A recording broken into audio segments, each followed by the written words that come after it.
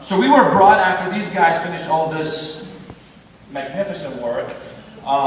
Too bad we didn't get to enjoy it. We were brought on to do the production. These guys did all the clowning around and having fun. But then we come to we get the short end of the stick pretty much.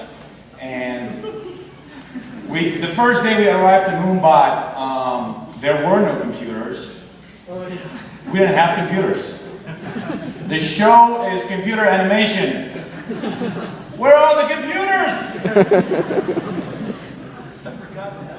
He did, because he didn't have to deal with it. We had to. So some of us actually were generous enough to bring their own computers. Some of us, like me, did not want to. I was just lazy, okay? I just moved to the city. And so we actually, some of us drew things on paper with pencils and paper. Old school stuff. We went back to lights. Some of us actually were animating on a window because we didn't have light tables. Put it on the window. You see people as if like they're scalded or something. That's high tech. So, tap it. Cool. So this is a little bit of so you saw the progress of art and how they start with boards, layout, plates and whatnot. Okay. And this is what we did for animation. This shot is the same shot Adam was just talking about on the fence. So this is the animatic. Oh, is it? I'm still on frame 1 over here. I'm sorry, it's just not refreshing. Okay, cool. So do I swipe now? Touch it again. Oh, see? This is actual graphite on paper. That's just how old school we went. And this is how we comped it. That's a very later stage where we comped the 2D drawing on the CG book. Yeah, it is an actual flip book. It's a virtual 3D flip book. Now, the reason why we wanted to do, we could have done it on one page and animated it on one page rather than doing all this stuff, but Bill and Brandon insisted on combining as many styles of animation as possible in this short. If you notice, we have miniatures, CG, traditional animation, flip books, and the stop motion of the track of the camera. So, they're passionate about it, they wanted to do it, we have to pick up the tab pretty much. Animating Humpty Dumpty was especially, I don't want to say hard, I just want to say interesting, because he didn't have a neck. I'm gonna start getting a little technical for the animators in here.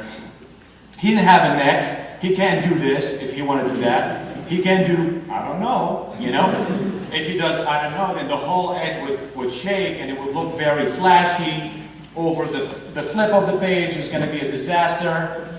No, we didn't do this. So we had to kind of hit the pose, stick to it, and move the arms instead, or use the hat as a prop, or simple stuff like a shoulder shrug or anything. Anything just to avoid this noise of the head moving. And not only that, we had to actually counter-animate the book, because the book needs to stay alive as well when it's flipping. So you're adding one noise over another, and you have a disaster. So that was a really interesting character to animate all together. Oh, the house shot. So this shot was actually, I animated this shot, and the reason why I brought it over, not because I'm too full of myself, it's just because I wanted to show you that we actually think in terms of drawing it in 2D. It was just a very interesting approach for this kind of shot, and I like to share it with you. So this shot was a disaster when it came out of the animatic. The animatic was very unclear.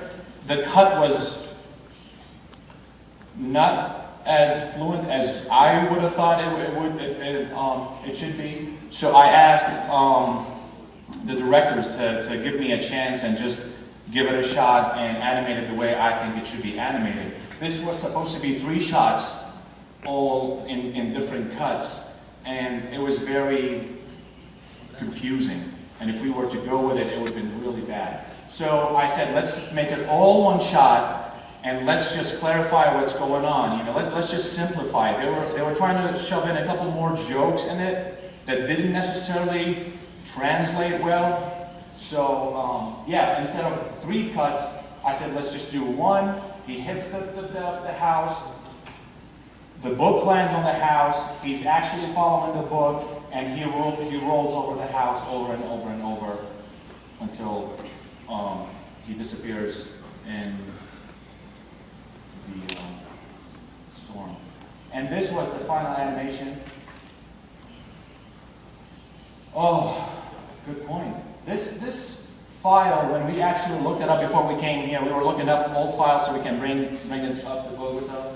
And this guy was 180 versions of that, revisions of that shot. So if your director one day gets a little, picky or, confuses the hell out of you, don't get frustrated. That's just the name of the game, I guess.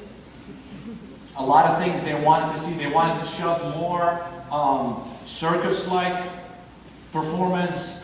I had to say no because of the time, because of the length of the shot. There are a lot of things that directors usually, when they start seeing their vision coming to life, they start getting a little too excited and they would forget about resources and time and cost and energy. After 180 files, I'm done with this shot, I'm a human being too. So,